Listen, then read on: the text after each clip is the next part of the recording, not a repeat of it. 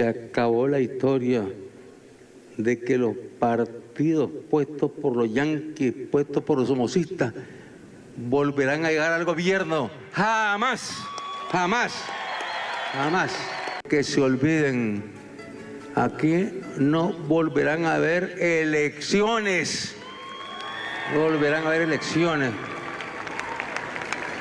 para que por ahí intenten ellos atrapar el gobierno, atrapar el poder. 5:50 de la tarde, el mandatario de Nicaragua, Daniel Ortega, descartó cualquier posibilidad de realizar elecciones en su país para evitar que la oposición llegue al gobierno. Durante la celebración del aniversario sandinista, el presidente criticó a la oposición y afirmó que no se realizarán las elecciones que estaban previstas para el año 2027, después de la reforma constitucional de hace un año y medio que amplió el periodo del mandatario presidencial a 6 años. Ortega, de 80 años, lleva en el poder desde el año 2007, cuando fue elegido en medio de unas elecciones bastante cuestionadas. Por eso nos conectamos a esta hora con Sergio Marín Cornavaca, él es periodista nicaragüense. Sergio, bienvenido. Muchas gracias, Luisa. Un gusto estar compartiendo con la amplia audiencia de Noticias Caracol. No es nuevo que Daniel Ortega esté en el poder, y tampoco porque lo hace desde el año 2007, pero la frase de ayer de no volverá a haber elecciones en Nicaragua, ¿qué detona, Sergio? Cobardía, mucho miedo, un contexto de profundo aislamiento del régimen a nivel internacional, poco respaldo popular. Eso que nosotros estamos viendo ahí han sido empleados públicos de las alcaldías dominadas por el Frente Sandinista mediante elecciones espurias, elecciones ilegítimas, y también por el acarreo de personal que conforman las diversas instituciones públicas del país. Ahí esa es la Plaza de la Fe. Todo lo que nosotros estamos viendo ahí son gente acarreada. Hay un número mínimo de militantes que son los que están ahí al frente, precisamente dando la idea de que tiene un respaldo popular. Daniel Ortega, si tuviera el respaldo popular que dice tener, ¿cuál es el miedo de ir a elecciones? Si él dice en una encuesta generada por sus propios partidarios, una encuestadora de dudosa procedencia y de dudosos resultados en cuanto a su rigor técnico en los trabajos que realiza, en las investigaciones que realiza, ¿cuál es el miedo si esa encuestadora le da más del 90% de aceptación? Sencillamente él recurre a esto, según analistas políticos, porque está completamente aislado, sabe que su reloj biológico está en juego, sabe perfectamente que no ha podido garantizar la sucesión que él ha querido en sus hijos, y sabe perfectamente que el proceso de descomposición avanza lentamente pero seguro, de tal manera que esto que nosotros vemos es una apuesta para, según algunos analistas, sentarse a negociar, es decir, aumentar la parada para llegar a un proceso de negociación con los norteamericanos y decidir el curso de los próximos pasos que la nación tendría que dar. ¿Usted por qué sale del país? Sabemos que está exiliado en Costa Rica hace ya varios años. Bueno, hace exactamente 5 años, yo cumplí en junio 5 años de estar acá en Costa Rica, en el marco precisamente de las elecciones del 2021 que tendrían que haberse realizado en ese noviembre de ese año. Daniel Ortega tomó la decisión de encarcelar a todas las personas, hombres o mujeres, que aspiraban a participar en una consulta o en unas primarias de los partidos políticos que todavía en ese momento eran legales en Nicaragua. Entonces él sencillamente, en vez de reformar la Constitución a favor de una búsqueda de unas elecciones que le dieran salida a la crisis política que enfrenta Nicaragua desde el 2018 para acá, es decir, desde hace 8 años, él decidió encarcelar a todos los aspirantes e ilegalizar a todos los partidos políticos. Entonces, en esa oleada, en esa nueva arremetida de Daniel Ortega, nos vimos obligados a dejar el país periodistas, abogados, religiosos. Recordemos que Daniel Ortega en ese interín ilegalizó a más de 5.000 organizaciones de la sociedad civil, ha confiscado universidades de la Compañía de Jesús, ha confiscado organizaciones de la Iglesia Católica, instalaciones de centros religiosos también han sido confiscados, además de medios de comunicación.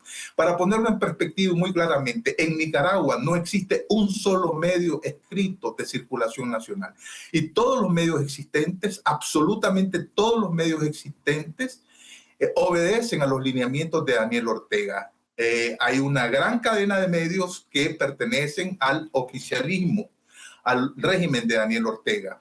Y los medios de radios y televisoras que aún existen están con programación de deportes y de sucesos. No dan notas políticas porque sencillamente eso implica enfrentar al régimen, y entonces el régimen tiene una espada de Damocles sobre ellos con el retiro de sus licencias de operaciones. Es decir, Nicaragua vive una dictadura dura, férrea, pero que está aislada, tomando en cuenta la última, ¿verdad?, la principal acción del gobierno de los Estados Unidos en contra de Nicolás Maduro el pasado 3 de enero. Eso cambió la reconfiguración y acentuó el aislamiento y también el compás de espera que está habiendo con relación a Cuba. De tal manera que aquí muchos analistas políticos, los más serios, indican que este mensaje de Daniel Ortega está en el marco de una profunda descomposición, de una purga sistemática que doña Rosario Murillo ha venido haciendo de las propias estructuras que pertenecieron en algún momento a grandes figuras del Frente Sandinista y que fueron integrantes del gobierno de Daniel Ortega en los últimos 20 años. Vale citar a Bayardo Arce, que está preso, vale citar al general Baltodano, que también está preso, vale citar al tesorero del Frente Sandinista, que también está preso, además de presos políticos que han muerto estando en custodia del régimen. Voy a citar al propio hermano de Daniel Ortega, el general Humberto Ortega, que falleció cuando estaba custodiado por el Estado de Nicaragua, al igual que el líder indígena de la costa caribe de Nicaragua, Brooklyn Rivera. Todavía hay un poco más de 40 presos políticos en Nicaragua. El más reciente secuestro que hubo fue el de el obispo el obispo José Abelardo Mata, que todavía no se sabe a ciencia cierta el paradero de él ni las condiciones en las que se encuentran. Entonces tenemos una iglesia secuestrada, un país totalmente secuestrado, un régimen aislado, y hay que hacer ver que las reacciones de estas declaraciones que Luisa, usted ha puesto al inicio de esta entrevista, pues ya ha generado reacciones de los Estados Unidos, reacciones de Costa Rica, tanto del gobierno como del Parlamento. Sergio. El gobierno de Panamá también ha reaccionado llamando a consulta a su embajador en Managua. La Comisión Interamericana de Derechos Humanos también ha mostrado su altísima preocupación y también su condena, Sergio. Al igual que el secretario general de la Organización de Estados Americanos. Sergio, Nicaragua hoy cómo está en materia social, en materia económica, luego de, ya son que 16, 19 años, casi 20, de un gobierno o un régimen de Daniel Ortega. ¿Cómo está Nicaragua hoy social y económicamente? Nicaragua vive en un mundo paralelo. Hubo un periodista mexicano, Otoniel Martínez, que hizo un reportaje de manera clandestina en Managua, y él tituló su serie de reportajes como Nicaragua, país fachada. Eso es, hay un país fantasioso que es vendido externamente diciendo que en Nicaragua todo es paz y todo es amor, pero hay un país, ¿verdad?, que se desangra constantemente. Aquí van algunas cifras.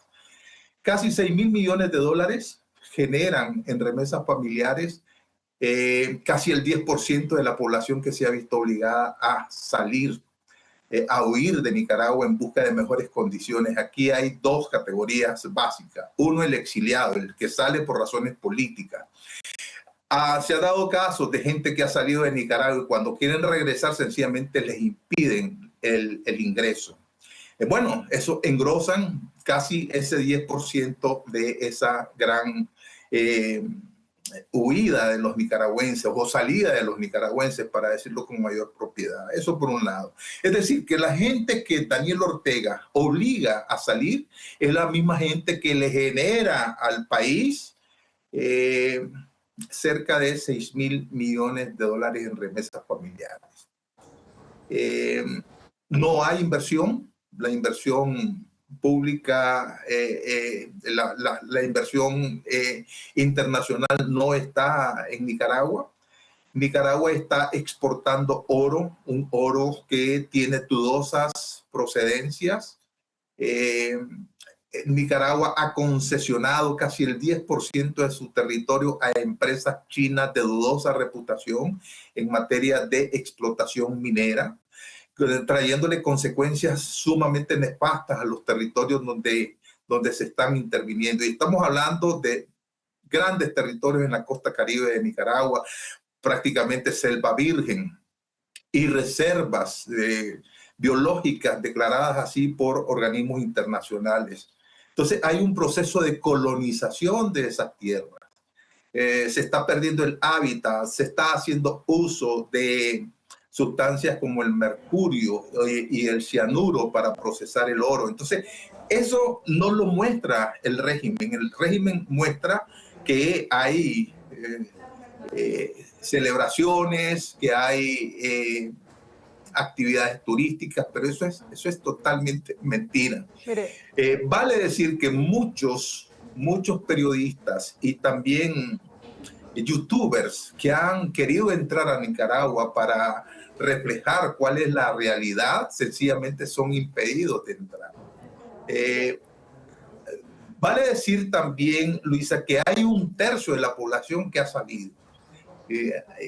Hay un economista y politólogo del diálogo interamericano que él signa que hay 3/3 de la población. A ver, un tercio, ¿verdad?, que recibe el apoyo de Daniel Ortega porque trabajan en las organizaciones de la institucionalidad pública, ¿verdad?, de los diferentes poderes del Estado. Todos los puestos ahí han sido colocados por Ortega o por su maquinaria. Dime. Sergio, hoy no hay una separación de poderes, o ¿hace cuánto no hay una separación de poderes en Nicaragua? Instituciones que puedan poner freno a decisiones de Daniel Ortega. Hoy no hay quien ponga freno, o quien revise, quien controle, vigile decisiones del Ejecutivo.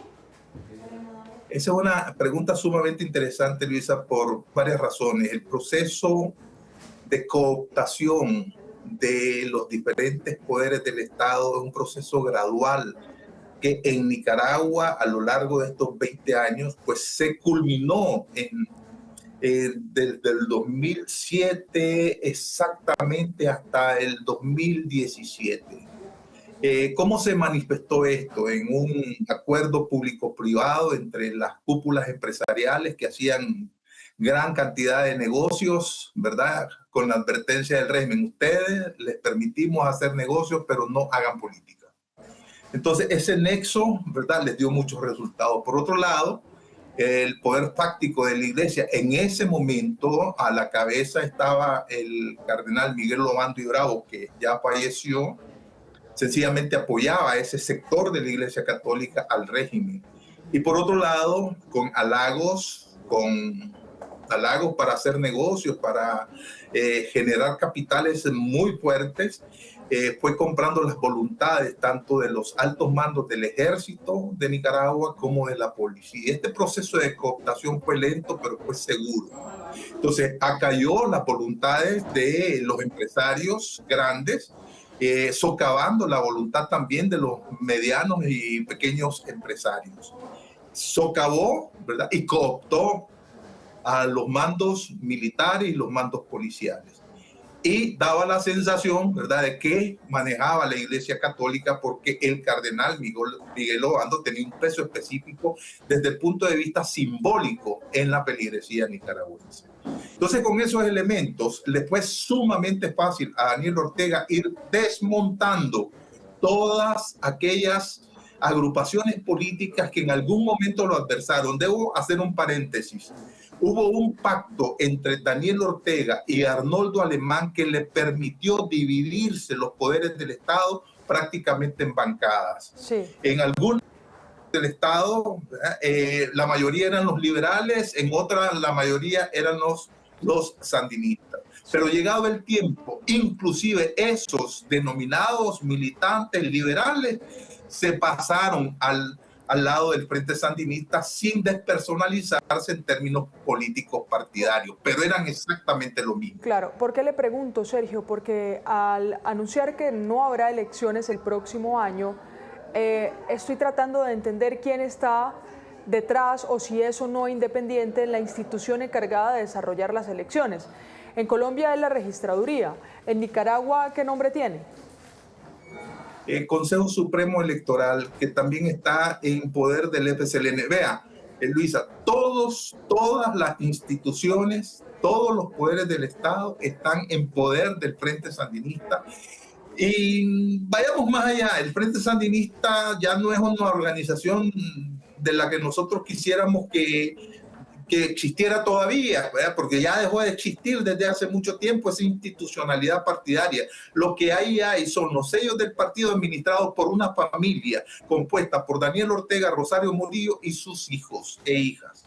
Eso es lo que existe. Y todos ellos dominan todas las estructuras de los poderes del Estado. La Corte Suprema de Justicia, el Consejo Supremo Electoral, las Fuerzas Armadas, la Policía, e inclusive ahora, ¿verdad?, hay un amarre ya con gente del gran capital. Así que prácticamente Nicaragua dejó de ser una república con instituciones válidas para pasar a ser la finca, la hacienda de una familia dictatorial, la de Daniel Ortega y la de Rosario Murillo. Eso es lo que tenemos.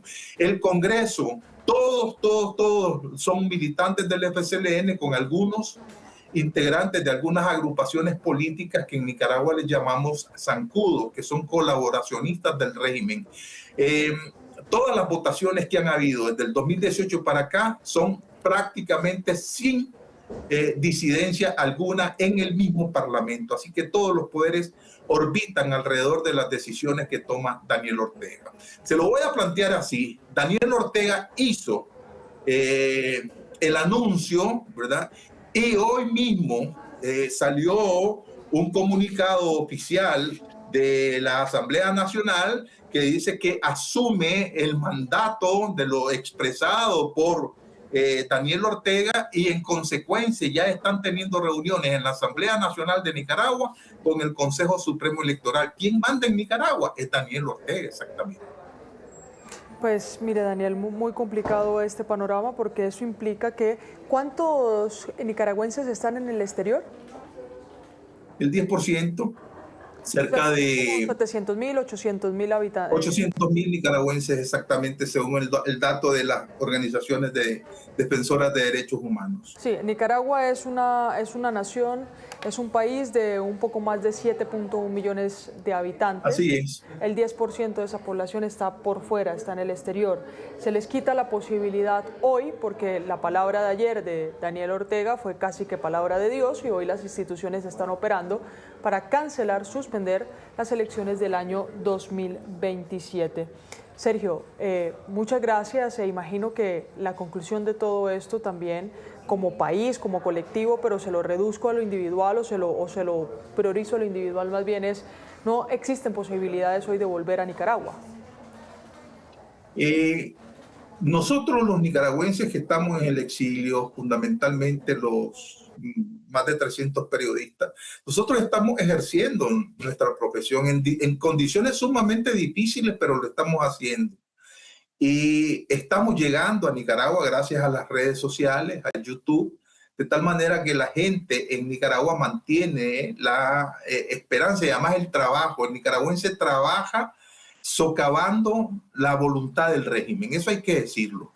Por ejemplo, el feligrés, el perteneciente a la Iglesia Católica, acude a las misas a pesar de que las procesiones son prohibidas, a pesar de que hay espías en cada misa. Ahí acuden porque es lo que les queda, ¿verdad? Es su acto de protesta contra el régimen. Además, nosotros nos nutrimos como medios de comunicación de una serie de fuentes que están dentro de Nicaragua y que pertenecen a los ministerios de Estado, que pertenecen a la Corte Suprema, que pertenecen al Consejo Supremo Electoral, que nos mantienen informados sobre los desmanes que realiza la dictadura. Es decir, ahí hay un proceso, como bien lo ha dicho el analista político Oscar René Vargas, de implosión, donde día a día una especie de termitas están minando los pilares de la dictadura. En ese sentido tenemos la esperanza de regresar. Y Daniel Ortega está haciendo este anuncio porque sencillamente se siente acorralado. Si él tuviera las fortalezas que esgrime en la propaganda oficial, sencillamente no habría dado a conocer este disparate. Pues muchas gracias, Sergio, por su tiempo con nosotros en Colombia. Esperamos que el panorama en Nicaragua cambie y que el anuncio de ayer, no se materialice de la forma en la que Daniel Ortega lo está esperando. Muchas gracias. Gracias, Luisa. Muchas gracias.